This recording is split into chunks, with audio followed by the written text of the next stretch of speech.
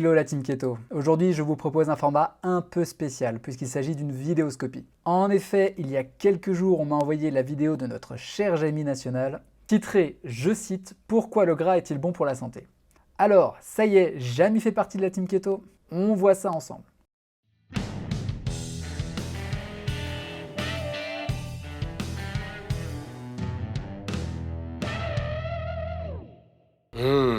Ce kouign-amann, ce n'est pas idéal pour la ligne, mais j'en ferai bien mon 4 heures. Pas vous? Bon, le kouign-amann déjà, no offense pour nos amis bretons, mais ils pouvaient pas prendre pire aliment gras pour introduire son sujet. On parle quand même d'une bombe de gras, mais aussi et surtout d'une bombe de sucre. Je vous renvoie à ma vidéo sur ma règle d'or pour comprendre en quoi c'est un problème. C'est aussi un pavé calorique et je sais que j'ai déjà débunké dans une précédente vidéo les limites de l'approche hypocalorique des régimes habituels, mais faut pas déconner. Sans compter que le sucre appelle bien plus à la suralimentation que le gras. Nous sommes nombreux à raffoler des aliments gras. Et pourtant, entre les matières grasses et nous, c'est souvent l'amour vache. On les accuse volontiers de tous les maux. Elles nous feraient grossir et nuiraient à notre santé. On les accuse de tous les maux, oui, il a totalement raison, et je vous rappelle que dans ma vidéo sur le régime keto en détail, je parle du travail des lobbies du sucre, et notamment de la SRF, qui a fait passer le gras pour le grand méchant, alors même qu'on se rendait compte dès les années 50 que le sucre était probablement l'ennemi numéro 1 en nutrition. En fait, le gras ne mérite pas la mauvaise image qui lui colle systématiquement à la peau. D'abord, parce que tous les gras ne se valent pas, et puis surtout, sans ces graisses qu'on appelle les lipides, nous ne pourrions pas survivre. Ouais, ce serait bien de le rappeler aux nutritionnistes classiques, ça. Les lipides assurent de nombreuses fonctions dans notre corps. Ils constituent des réserves d'énergie stockées dans des cellules spécialisées, les adipocytes. Ils fournissent à nos muscles une partie du carburant dont ils ont besoin pour bien fonctionner. Mais les lipides sont aussi nécessaires pour la fabrication d'hormones, pour le renouvellement de nos cellules, celles qui composent nos défenses immunitaires ou encore notre système nerveux. Oui, comme je le rappelle dans une de mes vidéos, le cholestérol est un précurseur d'hormones stéroïdes comme la testostérone, une hormone indispensable pour notre bon fonctionnement, même pour les femmes. Vous l'avez compris, des pieds à la tête, tout notre corps a besoin de gras pour bien fonctionner. Bon, il nous refait le coup de la représentation du gras par un aliment douteux, le donut. Ça peut passer pour un détail insignifiant, mais c'est pas le cas car on continue encore à renforcer le lien entre gras et malbouffe. Mais attention, il y a gras et gras. D'ailleurs, on parle souvent de bon gras et de mauvais gras.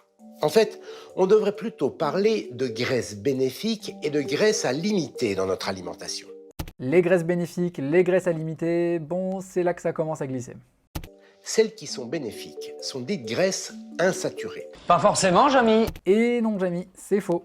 Les graisses saturées sont bien plus bénéfiques à notre corps et leur réputation est bien malheureuse. Je vous renvoie notamment à une excellente étude qui a débunké le lien entre risque cardiovasculaire et consommation de graisses saturées. Source en description, bien évidemment. Ce qu'il faut limiter, ce sont les acides gras trans. Alors, certes, on en a dans la viande, mais bon, entre un steak de bœuf qui en contient 0,2 g au 100 et de l'huile de tournesol qui en contient 0,7 g, soit quasiment 4 fois plus, mon choix est vite fait. Les acides gras trans sont d'ailleurs surtout en très grande quantité dans les produits industriels, donc évitez-les et vous serez probablement tranquille. On les connaît sous le nom d'oméga 3, 6 et 9.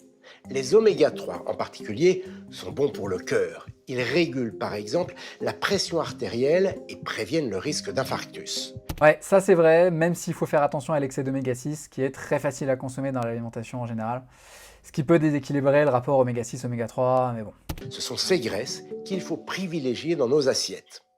Pour faire le plein, il faut déjà remplir les placards de différentes huiles végétales, olives, colza, tournesol, sésame. Olive, oui, je vous invite à en consommer tous les jours, c'est un excellent produit. L'huile de colza, non, elle ne nous est pas si bénéfique que ça, et alors l'huile de tournesol est une catastrophe pour nous. Si c'est pas clair, je vous conseille d'aller jeter un œil à ma vidéo sur les meilleures huiles disponibles. Choisissez-les vierges, c'est-à-dire obtenues par pression, à la différence des huiles raffinées obtenues avec des solvants qui perdent une bonne partie de leur valeur nutritionnelle.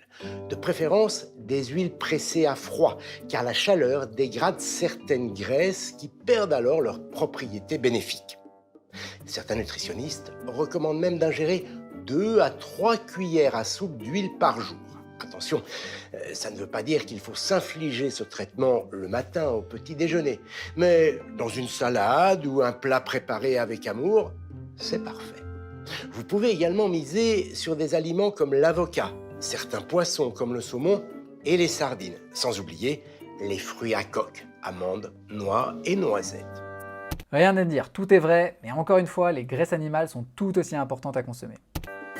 En suivant ces quelques conseils, tous les oméga indispensables sont apportés par l'alimentation. Inutile donc de prendre des compléments alimentaires, ils seront aussitôt évacués par le corps. D'une manière générale, les autorités sanitaires recommandent un apport énergétique de 35% à 40% de lipides chaque jour. Pour un adulte, cela correspond à environ 100 grammes de gras par jour. Bon là, je vais peut-être vous étonner, mais autant si effectivement on adopte l'alimentation cétogène, ce pourcentage doit être plus élevé. Autant dans une alimentation high carb, il vaut mieux limiter la consommation de gras. CF, ma vidéo sur ma règle d'or encore une fois. Pour se faire une petite idée, une cuillère à soupe d'huile, c'est 10 grammes. Un steak de bœuf apportera, lui, environ 5 grammes contre 15 grammes pour une côtelette d'agneau, 11 grammes pour une tranche de saumon à la vapeur. Bon évidemment, pas un mot sur le beurre, ni sur la crème, ou même les produits qui ont bien meilleure presse, comme l'huile de coco. Mais bon, fallait pas s'attendre à un miracle.